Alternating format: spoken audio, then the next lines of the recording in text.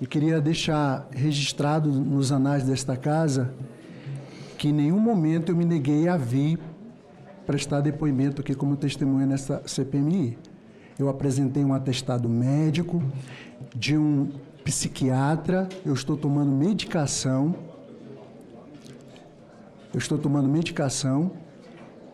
e disse para esta CPMI que assim que eu tivesse alta médica eu viria para essa CPI, que inclusive vai terminar em março. Então eu tenho um atestado de 30 dias que se encerra no dia 12 de dezembro e eu estou vindo depor aqui hoje com atestado médico.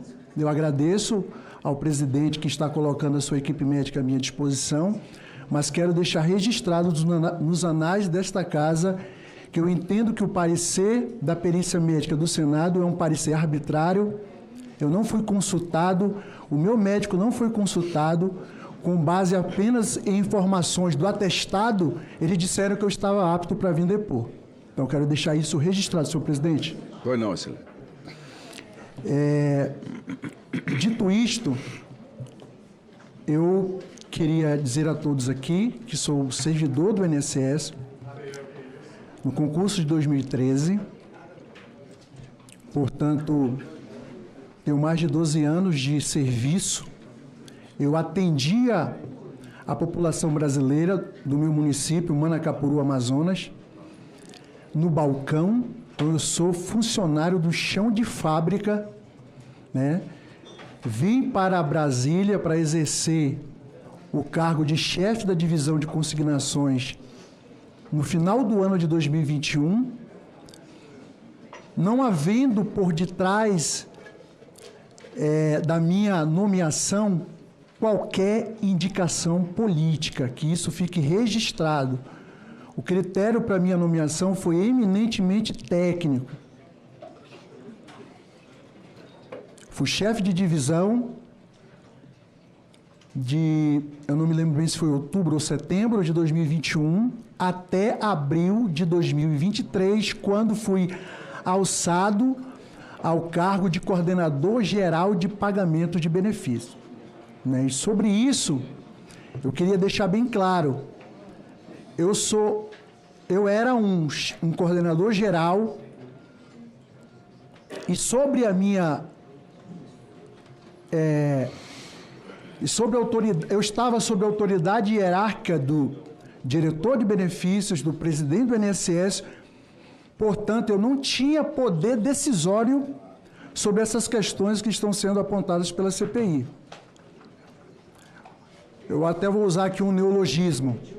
Eu tinha poder sugestório para me manifestar tecnicamente sobre a razoabilidade ou não de uma determinada situação.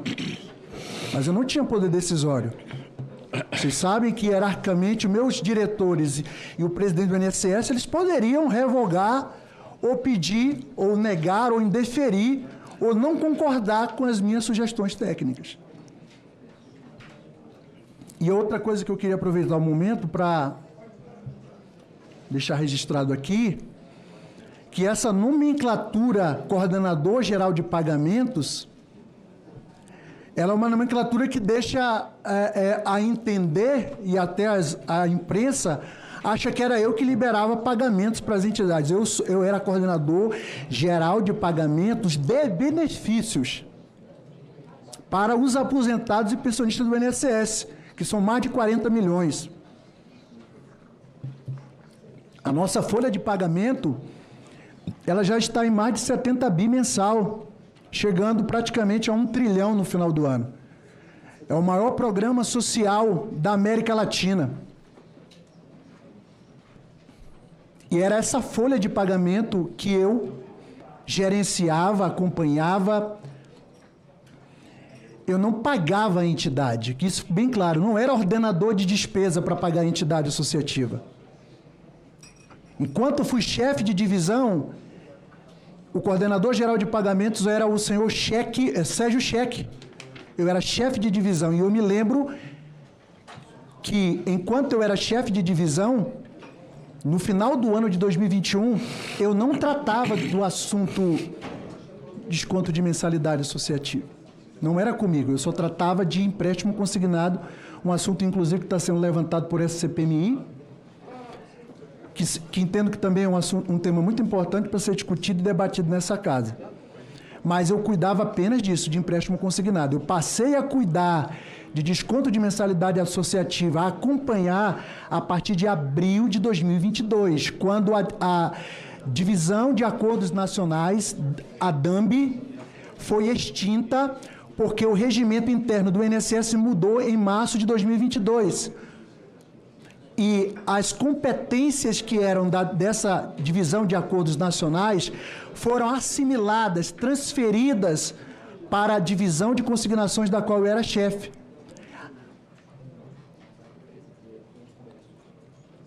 Então, que fique registrado isso, que eu nunca assinei autorização de pagamento, porque eu não era ordenador de despesa, para pagamento de entidade.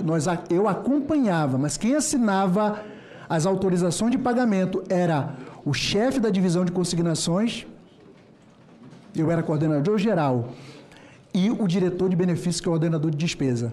E quem fazia o pagamento à ordem bancária para a conta das entidades era a diretoria de orçamento, finanças e logística do INSS, que fazia a transferência bancária para o Banco do Brasil, e a OB ia para as entidades. O senhor poderia repetir? Diretoria? Diretoria, né, que depois se tornou presidente, e posteriormente a servidora Débora. Pois não. O senhor pode continuar, por gentileza.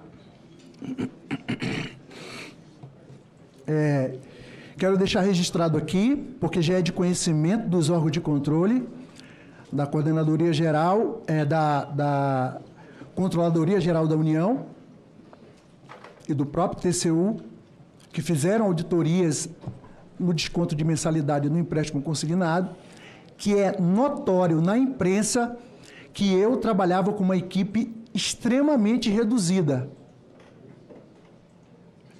para gerir toda a folha de pagamento do INSS. Eu tinha 2 servidores, Carlos Henrique e João Jackson, para gerir cuidar dos agentes pagadores, os bancos que fazem pagamento. Mais de 23 bancos, eu tinha apenas 2 servidores, o Reinaldo e o servidor, que me fugiu o nome agora. E para gerir o desconto de mensalidade associativa, eu tinha apenas um servidor lotado na divisão de consignações e um chefe de divisão. Os órgãos de controle sabem disso. Muita responsabilidade. Eu cuidava da prova de vida do INSS, quando houve a inversão do ônus da prova, onde o beneficiário não era mais obrigado a comparecer na agência ou na agência bancária ou numa APS para fazer a prova de vida, porque nós fizemos a virada de chave. E hoje nós consultamos as bases. Toda vez que um cidadão vai...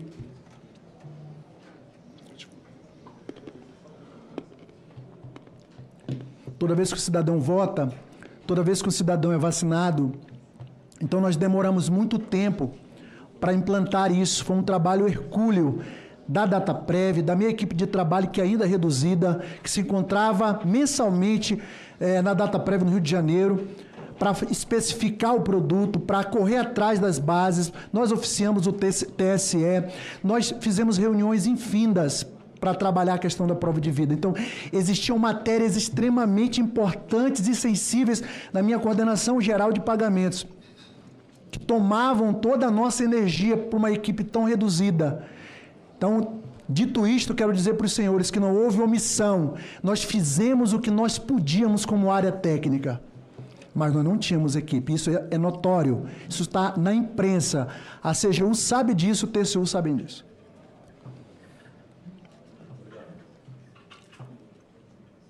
Então, senhores, quando eu recebi, em março de 2022, as competências da DAMB na DCBem, que era a minha divisão de consignações, a DAMB tinha sido, as últimas chefes da DAMB era Ana Carolina Tietz, uma servidora do INSS também, e a Márcia Soares. Eu recebi da DAMB 16 ACTs que já estavam ativos à época. 16 ACTs que estavam ativos. Em março de 2022, ok? Diretoria de Benefícios. Então, qual era a tarefa da DCBem? Era analisar pedidos de ACT, era acompanhar a execução desses ACTs. Isso também é notório porque já falei para os órgãos de controle. As nossas fiscalizações, por causa da equipe reduzida, eram fiscalizações. Primeiro, não havia uma portaria, não havia um normativo estabelecendo como seriam essas apurações.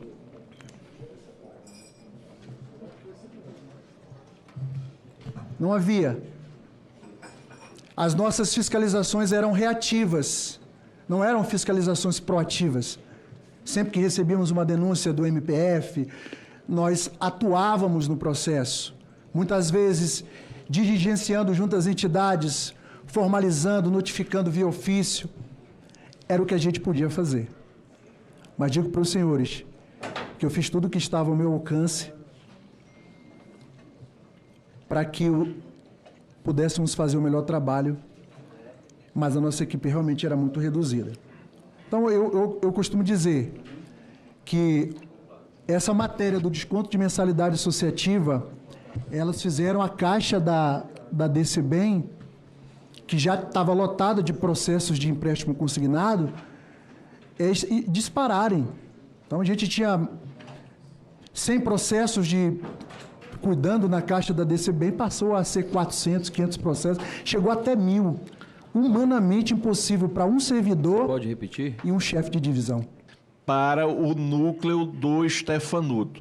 Mas 250 mil por mês já está comprovado, aumentando essa mesada para o senhor Stefanuto, que veio para cá, teve alguns parlamentares que o elogiou, dizendo que ele estava com a verdade, esclarecendo, decente, ele se gabou disso aí. Na verdade, o senhor Stefanuto é um grande corrupto, comprovadamente, no que nós apuramos até agora. Seu Jucimar, uma curiosidade. O senhor disse aqui que ninguém politicamente lhe ajudou. Primeira curiosidade. O senhor entrou quando no INSS? Em 2013. E o senhor era lotado onde? Em Quari. Em Quari. O senhor ficou em Quari até que ano? Eu fiquei 3 ou 4 meses. A sua última permanência no Amazonas enquanto funcionário do INSS foi em que ano? 2021. 2021. De lá o senhor foi para onde? Vim direto para cá. Pronto.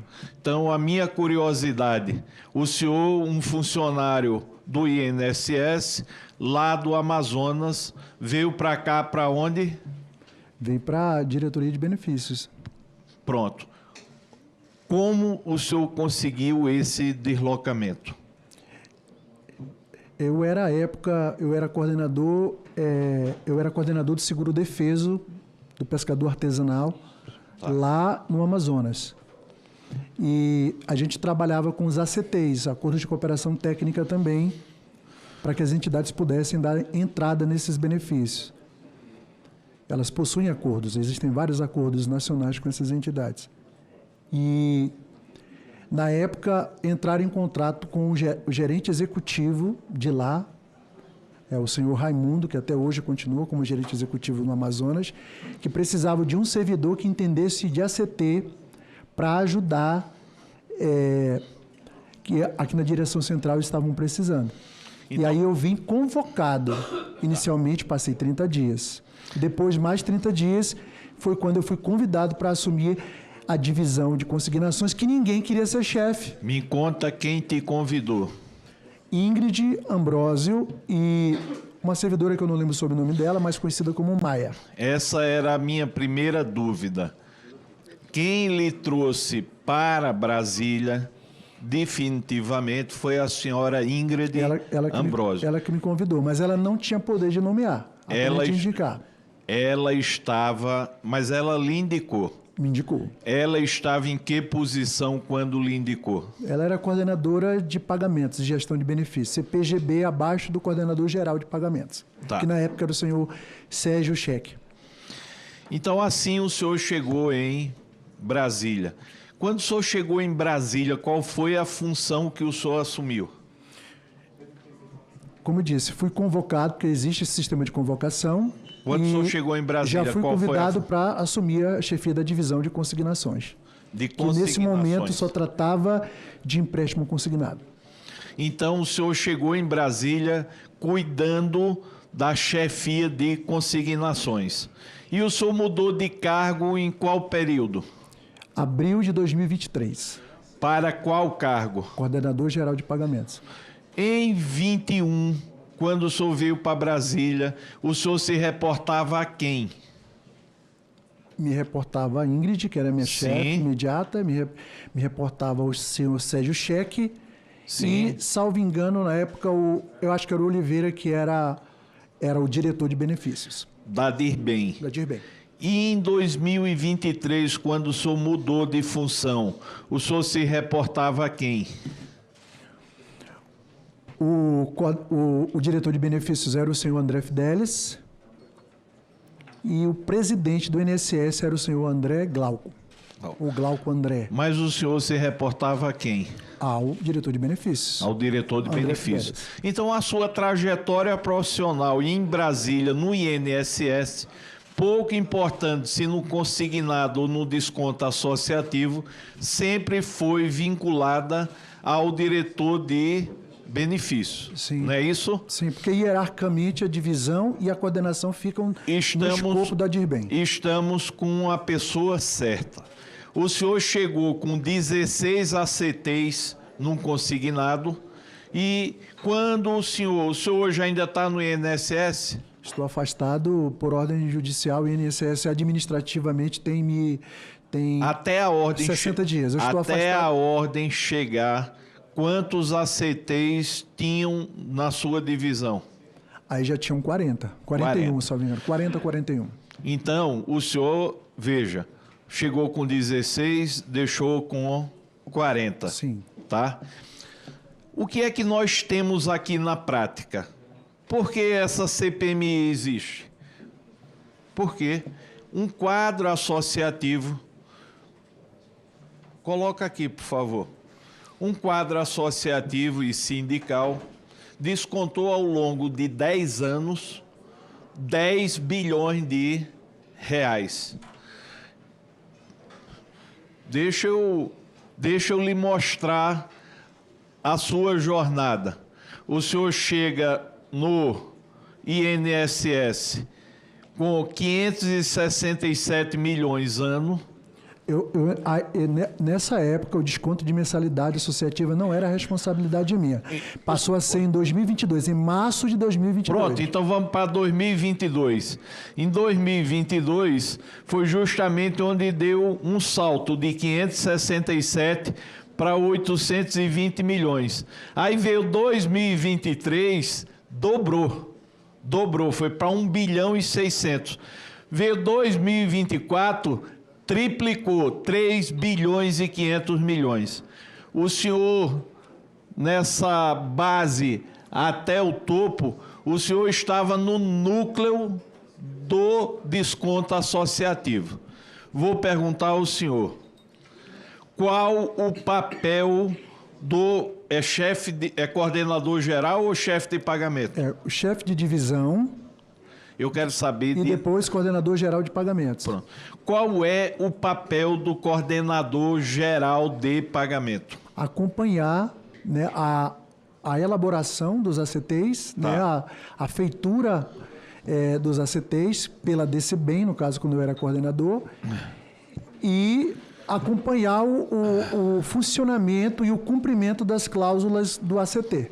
Basicamente isso. E quando o senhor estava no consignado, qual era a sua função? Mesma função, só que referente à matéria dos consignados. Enquanto o senhor esteve no consignado, quantos ACTs de instituições financeiras foram fiscalizados? Não era o seu papel? Já falei isso. Eu já entendi, eu quero saber quantos. Eu não tenho de cabeça quantos... Então, quantas instituições financeiras, enquanto o senhor esteve na questão do consignado, o senhor sugeriu ser suspenso o ACT? Eu acho que eu assinei, eu não lembro, não me recordo se foi eu que assinei a nota técnica em dezembro de 2021 para suspensão do ACT do Banco C6, fixa. A nossa sugestão inicial era que ele fosse suspenso por 45 dias, mas depois ali numa dosimetria ali porque, como disse, nós não temos o poder decisório.